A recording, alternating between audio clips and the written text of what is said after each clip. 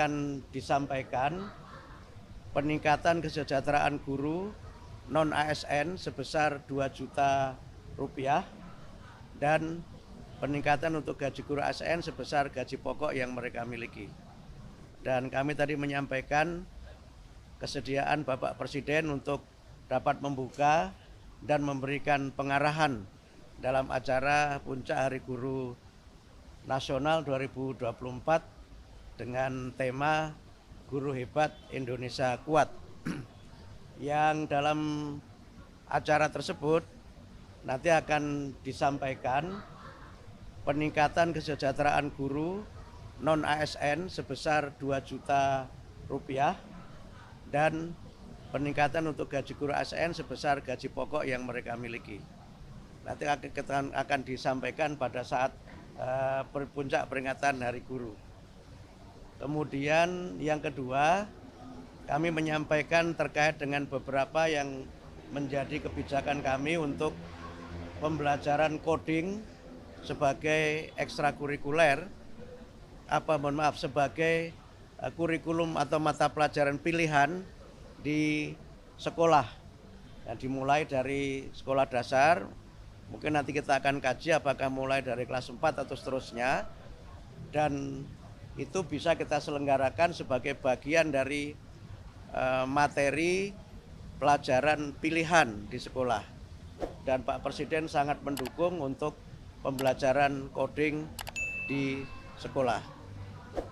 Kemudian yang ketiga, ini yang mungkin sangat ditunggu oleh teman-teman wartawan terkait dengan PPDB zonasi.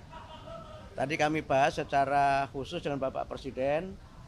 Kami menyampaikan hasil-hasil kajian yang sudah kami lakukan dengan para kepala dinas pendidikan di seluruh Indonesia beberapa waktu yang lalu, dan juga kajian para pakar dan juga audiensi kami dengan beberapa stakeholder penyelenggara pendidikan.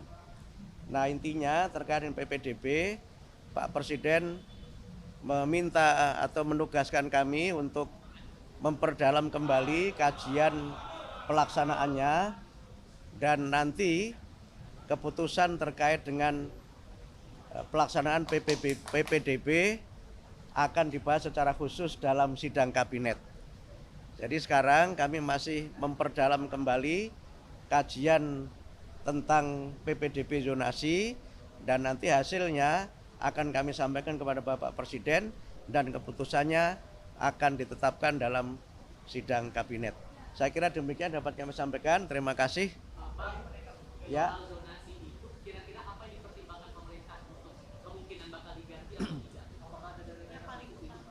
Jadi begini, zonasi itu kan filosofinya ada 4 ya. Yang pertama, zonasi itu kan filosofinya pendidikan bermutu untuk semua. Yang kedua adalah inklusi sosial. Yang ketiga, integrasi sosial. Yang keempat, kohesivitas sosial. Ini semangat dari zonasi itu. Sehingga mereka, anak-anak ini bisa belajar di sekolah-sekolah yang dekat dengan rumahnya. Yang kedua, anak-anak dari berbagai kelas sosial itu juga bisa belajar di sekolah yang sama. Sehingga tidak ada segregasi antara, mohon maaf, misalnya anak-anak dari kelas yang mampu dengan tidak mampu. Atau saya sering gunakan bahasa, tidak ada segregasi antara yang elit dengan yang alit. Karena itu ada inklusi sosial di situ. Karena zonasi itu kan pakai empat kriteria. Yang pertama domisili, tempat tinggal. Yang kedua prestasi, yang ketiga afirmasi, yang keempat mutasi. Jadi dasarnya kan itu. Domisili tentu mereka yang tinggal terdekat dengan lingkungan sekolah itu. Prestasi adalah anak yang tidak tinggal di lokasi terdekat, tapi dia punya prestasi untuk diterima di situ. Yang ketiga, afirmasi itu untuk 2 kelompok. Pertama, kelompok dari keluarga kurang mampu, yang kedua dari kelompok difabilitas. Nah, mutasi itu adalah anak yang mutasi karena mengikuti tugas orang tuanya. Sehingga dengan 4 kriteria itu, nanti kami akan sempurnakan lagi prosentasenya akan seperti apa. Yang sekarang jadi persoalan kan memang prosentase yang diterima dari domisili itu berapa persen, yang prestasi berapa persen, ini yang seringkali jadi persoalan. Kalau yang afirmasi itu sudah kami patok 20%. Karena bagian dari pemihakan negara terhadap kelompok-kelompok yang memang kita anggap sebagai kelompok lemah. Ya, kelompok yang memang secara ekonomi memang lemah dan memang secara fisik dia kelompok-kelompok difabel. Nah, yang mutasi tentu tidak banyak karena ini kan memang sifatnya ya misalnya wartawan pindah tugas, anaknya harus ikut itu, atau misalnya dosen pindah tugas atau anggota dewan dan sebagainya. Ini tidak banyak jumlahnya. Sehingga karena itu maka kami mencoba untuk melihat ini. Nah, yang kedua yang juga perlu kami lihat berdasarkan pengalaman beberapa daerah, itu nanti juga ada alokasi untuk sekolah swasta. Karena selama ini di antara kritik terhadap zonasi itu banyak sekolah swasta yang tutup, tidak kebagian murid. Sementara negeri itu muridnya berlebih, yang karena muridnya berlebih itu kadang standar mutunya tidak dapat terpenuhi. Karena rasio guru dan murid menjadi tidak seimbang, sarana dan prasarana juga menjadi tidak dapat tersedia dengan sebaik-baiknya. Nah, berbagai kelemahan ini sedang terus kita pelajari dan kami perdalam sehingga mudah-mudahan pada tahun pelajaran 2025-2026 itu kami sudah bisa menerapkan zonasi dengan sistem baru yang kajiannya terus kami lakukan dan keputusannya nanti dalam sidang kabinet. Tidak hanya persentase, tapi juga nanti bagaimana sekolah-sekolah swasta juga. Sekolah-sekolah swasta itu kalau pengarah beberapa daerah itu kan ada yang kemudian disubsidi. Nah, tapi ini sangat bergantung dari kemampuan pemerintah daerah. Ada juga yang misalnya negeri dibatasi tapi swastanya dilihat akreditasinya. Nah, ini nanti berbagai skenario dan praktek baik yang ada di provinsi-provinsi itu yang coba nanti kita perdalam lagi dan nanti kemudian akan kita ambil kebijakan zonasi sehingga ya dapat mencapai 4 idealisme tadi itu. Pendidikan bermutu untuk semua, kemudian integrasi, inklusi dan kohesi sosial.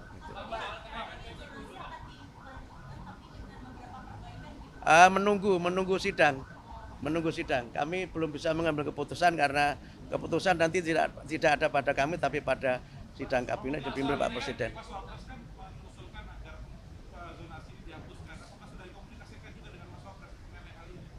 Kami belum bertemu dengan Mas Wapres soal ini. Kami baru menyampaikan pada Pak Presiden karena kami sudah memang sudah menyampaikan untuk bertemu sudah cukup lama dan minta beliau untuk hadir di acara puncak Hari Guru itu.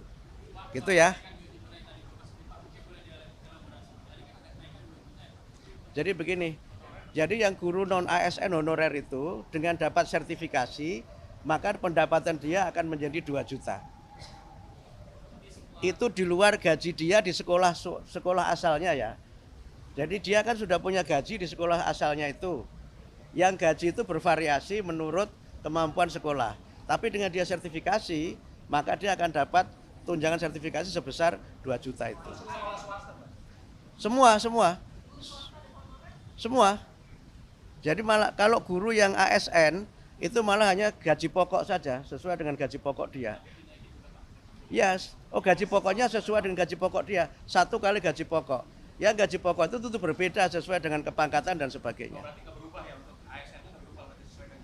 ASN-nya naik tapi kenaikannya sesuai gaji pokok. Saya nggak tahu gaji pokoknya berapa, saya nggak tahu. Ya. Jadi peningkatan kesejahteraan ini juga nanti mengikuti peningkatan kualifikasi. Gitu. Jadi karena dia kan sudah dapat sertifikasi, dia harus ikut PPG. Nah, PPG itu kan pelatihan untuk bagaimana guru yang sudah memenuhi kualifikasi D4 atau S1 itu meningkat kualifikasinya sesuai amanat undang-undang kan harus punya kualifikasi. Yang dengan kualifikasi itu dia punya sertifikasi. Dengan dapat sertifikasi maka dia dapat tunjangan sertifikasi. Jadi clear ya. Jadi bentuknya tunjangan kesejahteraan melalui sertifikasi. Ya kalau pendapatnya meningkat masa kualitasnya nggak meningkat. Jadi kira-kira begitu. Guru PNS itu kenaikan gaji sesuai dengan gaji pokok. 2025. Teorinya Januari, kan tahun anggaran dimulai Januari. Tapi realisasinya nanti tergantung dari bagaimana pencairan dana dari Kementerian Keuangan.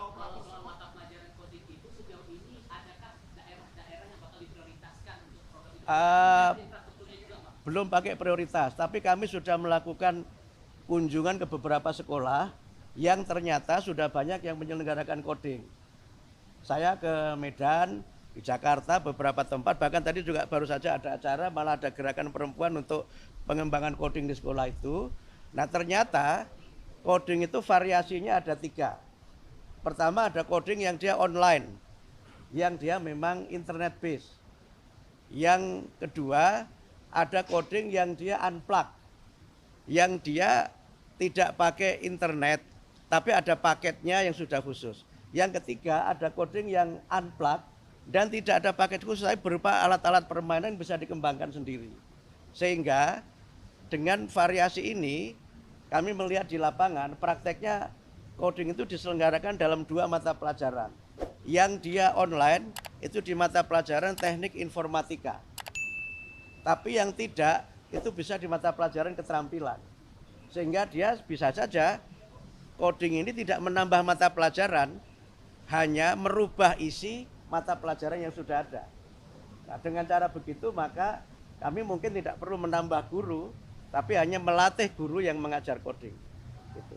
Karena kan hubungannya dengan infrastruktur dan kebanyakan infrastruktur yang mendukung itu kebanyakan di sekolah-sekolah yang ada di perkotaan, Pak.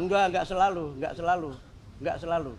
Ada Yayasan Sukma itu di Palu, di satu kota di mana di Sulawesi Tengah. Jadi enggak selalu di kota, karena kalau dia unplug, tidak usah pakai internet, dia bisa di mana saja. Yang penting ada materinya dan ada tutornya. Yang penting itu.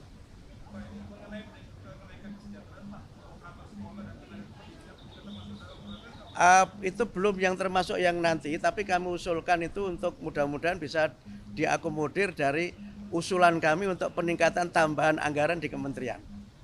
Tapi yang sekarang disetujui DPR, yang sudah diketok beberapa waktu yang lalu, itu belum termasuk itu. Tapi termasuk kami usulkan untuk tambahan anggaran yang mudah-mudahan nanti bisa disetujui oleh DPR. Belum. Yang di Kemenak belum. Kami sudah ketemu dengan Menteri Agama, tetapi untuk yang Kemenak itu belum karena belum masuk kuota di tahun 2025 ini. Jadi yang 606 guru itu semuanya guru yang mengajar di sekolah. Yang untuk Kemenak nanti kami hitung lagi dan kami matangkan lagi karena ini menyangkut skema anggaran lintas kementerian. Gitu ya. Terima kasih ya.